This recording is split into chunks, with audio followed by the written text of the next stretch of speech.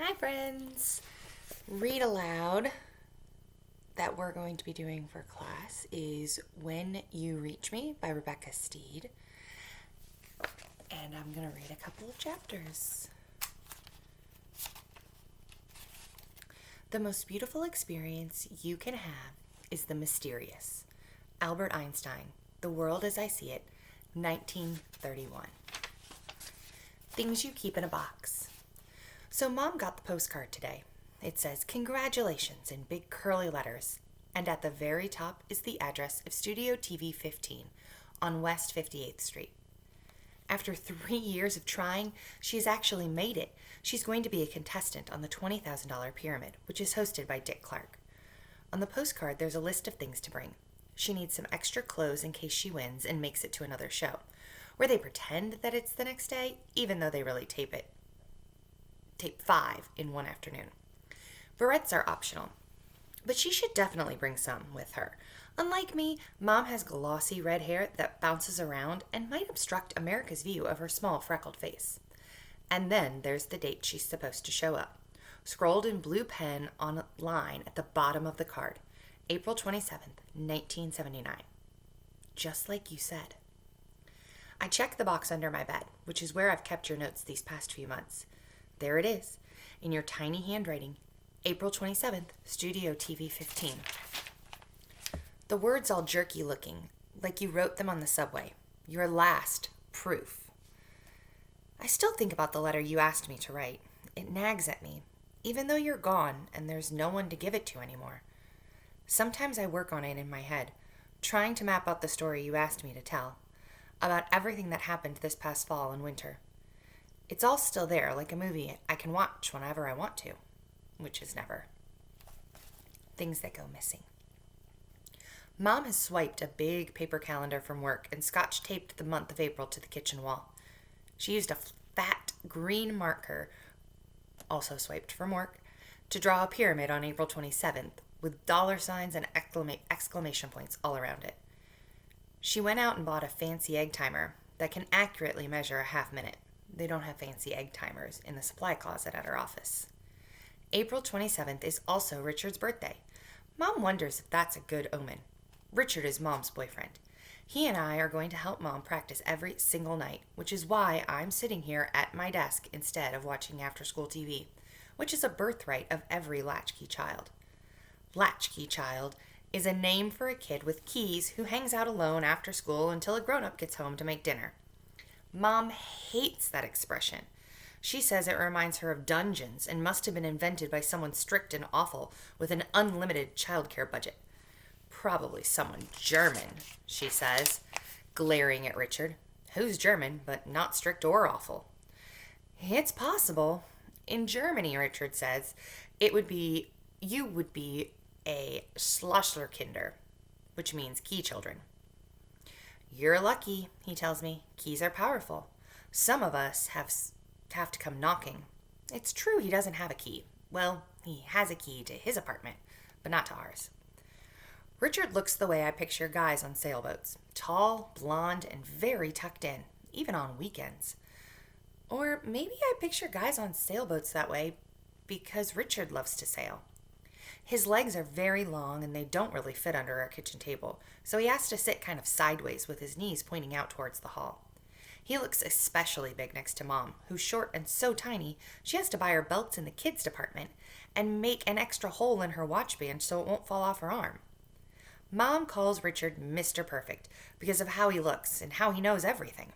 And every time she calls him Mr. Perfect, Richard taps his right knee. He does that because his right leg is shorter than his left one. All of his right foot shoes have 2-inch platforms nailed to the bottom so that his legs match and bare feet. He limps a little. You should be grateful for that leg, Mom tells him. It's the only reason we let you come around. Richard has been coming around for almost 2 years now. We have exactly 21 days to get Mom ready for the game show. So instead of watching television, I'm copying words for her practice session tonight. I write each word on one of the white index cards Mom swiped from work. When I have 7 words, I bind the cards together with a rubber band, which also she swiped from work. I hear Mom's key in the door and flip over my word piles so she can't peek. Miranda! She clomps down the hall. She's on a clog kick lately and sticks her head in my room. Are you starving? I thought we'd hold dinner for Richard. I can wait. The truth is, I've just eaten an entire bag of cheese doodles. After-school junk food is another fundamental right of the latchkey child. I'm sure this is true in Germany, too. Are you sure you're not hungry? Want me to cut up an apple for you? What's a kind of German junk food? I ask her. Weiner Krispies? She stares at me. I have no idea. Why do you ask? No reason. Do you want an apple or not? No. Get out of here. I'm doing the words for later. Great! She smiles and reaches into her coat pocket. Catch! She lobs something towards me, and I grab what turns out to be a bundle of brand new markers in rainbow colors, held together with a fat rubber band. She clomps back towards the kitchen. Richard and I figured out a while ago that the more stuff Mom swipes from the office supply closet, the more she's hating work. I look at the markers for a second and then get back to my word piles. Mom has to win this money. Things you hide. I was named after a criminal. Mom says that's a dramatic way of looking at things, but sometimes the truth is dramatic. The name Miranda stands for People's Rights. She said last fall when I was upset because Robbie B. had told me during gym that I was named after a kidnapper. I had left my keys at school and waited 2.5 hours at Bell's Market on Amsterdam Avenue for Mom to get home from work. I didn't mind the waiting so much. I helped Belle out around the store for a while, and I had my book, of course. Still reading that same book? Belle asked once I had settled into my folding chair next to the cash register to read. It's looking pretty beat up. I'm not still reading it, I told her. I'm reading it again. I had probably read it 100 times, which is why it looked so beat up. Okay, Belle said. So let's hear something about the book. What's the first line? I never judge a book by the cover. She said, I judge by the first line. I knew the first line of my book without even looking. It was a dark and stormy night, I said. She nodded. Classic. I like that. What's the story about? I thought for a second. It's about a girl named Meg. Her dad is missing and she goes on a trip to another planet to save him. And does she have a boyfriend? Sort of, I said, but that's not really the point. How old is she? 12. The truth is, my book doesn't say how old Meg is, but I'm 12, so she feels 12 to me. When I first got the book, I was 11, and she felt 11. Oh, 12, Belle said. Plenty of time for boyfriends then. Why don't you start from the beginning? Start from the beginning of what? The story. Tell me the story from the beginning. So I started telling her the story of my book. Not reading it to her, just telling her about it. Starting with the first scene where Meg wakes up at night afraid of a thunderstorm. While she listened, Belle made me a turkey sandwich and gave me about 10 chewable vitamin C's because she thought I sounded nasal. When she went to the bathroom, I sneaked a little bunch of grapes, which I love but can never have because Mom doesn't like the way the grape pickers are treated in California and she refuses to buy them. When she finally got there, Mom hugged Belle and told her, I owe you. Like I was some repulsive burden instead of the person who had just very helpfully unpacked 3 boxes of green bananas and scoured the refrigerated section for expired dairy items. Then Mom bought a box of strawberries, even though I know she thinks Belle's strawberries are overpriced and not very good. She calls them SSOs, which stands for strawberry-shaped objects. Where did Robbie B. get the dumb idea that anyone would name her own daughter after a murderer? Mom asked. Our building was still half a block away, but her key was already in her hand. Mom doesn't like to fumble around in front of the building, looking like a target for muggers. Not a murderer, I said, a kidnapper. Robbie B.'s dad is a prosecutor. He says the Miranda warnings were named for a guy named Mr. Miranda who committed some horrible crime. Is that true? Technically, maybe. The Miranda warnings are essential, you know. People need to know that they have the right to remain silent and the right to an attorney. What kind of justice system would we have without... Maybe meaning yes? And then there's Shakespeare. He invented the name Miranda, you know, for the Tempest.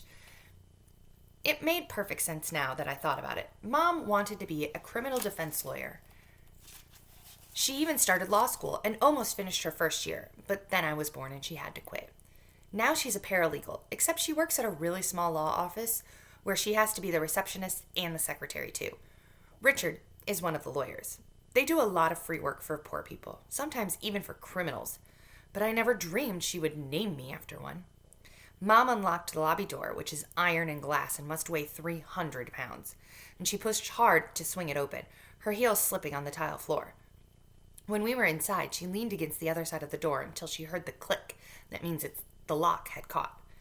When the door swings shut by itself, it usually doesn't lock, which drives Mom nuts and is one of the things the landlord won't fix. So, was he a kidnapper or not? I punched the button for the elevator. Okay, you win, Mom said. I named you after a monster, Mira. I'm sorry if you don't like your name. You're welcome to change it. That was so Mom. She didn't understand that a person can get attached to a person's name. That something like this might come as a shock. Upstairs, she threw her coat on a kitchen chair, filled the spaghetti pot with water, and put it on to boil. She was wearing an orange turtleneck, a denim skirt, with purple and black striped tights. Nice tights, I snorted. Or I tried to snort anyway. I'm not exactly sure how, though people in books are always doing it. She leaned against the sink and flipped through the mail. You already hassled me about the tights this morning, Mira. Oh. She was normally still in bed when I left for school, so I don't get to appreciate her outfit until she gets home from work. Well, nice nail polish then. Her nails were electric blue. She must have done them at her desk that day. She rolled her eyes. Ugh. Are you mad about waiting at Belle's? I was super busy. I couldn't just leave. No, I like it at Belle's. I wondered whether she'd done her nails before, after, or during her super busy afternoon. You could have gone to Sal's, you know. Sal and his mom Louisa live in the apartment below ours. Sal used to be my best friend. I said I like it at Belle's, Mom. Still, I think we should hide a key in the fire hose for the next time. So after dinner, we hid our spare key inside the nozzle of the dusty, folded-up fire hose in the stairwell. The hose is all cracked looking and about 100 years old, and Mom always says that if there's an actual fire, it will be of no use whatsoever, and we'll have to jump out the window into the neighbor's garden. It's a good thing we live on the second floor. You asked me to mention the key if I ever do decide to write your letter, which I probably won't, but this is the way I would tell you.